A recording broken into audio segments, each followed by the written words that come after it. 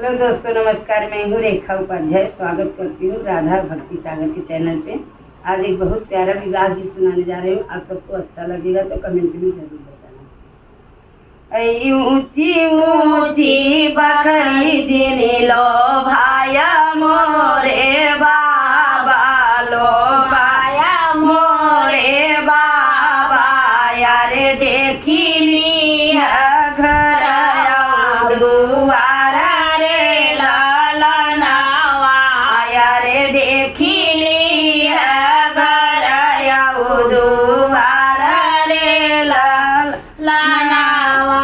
ऐसा भला बैठल माँ ससुर के देखले, हम ससुर के देखे, अरे जैसे बैठनी राजा वाड़ा रे लाला नावा, अरे जैसे बैठे राजा वाड़ा रे लाला नावा, अरे मछिया बैठल माँ सासू के देखे, अरे सासू के देखे, अरे नाउन करेला सिंगार रे लाला नावा, अरे नाउन करेला सिंगार रे लाला नावा, अरे ऊंची ऊंची बकरी जिने लो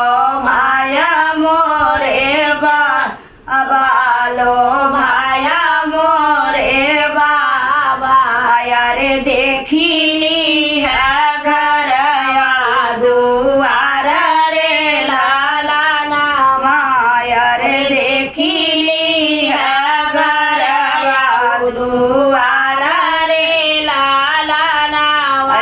घोड़ावा पे बैठा माँ जेठावा के देखा, अरे जेठावा के देखा, अरे जैसे बैठा लगई को तावाला रे लाला नावा, अरे जैसे बैठा लगई को तावाला रे लाला नावा, अरे राम रसोइया माँ जेठानी का देखा, अरे जेठानी का देखा, अरे चेरिया जेसानली पिसाना रे लाला नावा, अरे चेरिया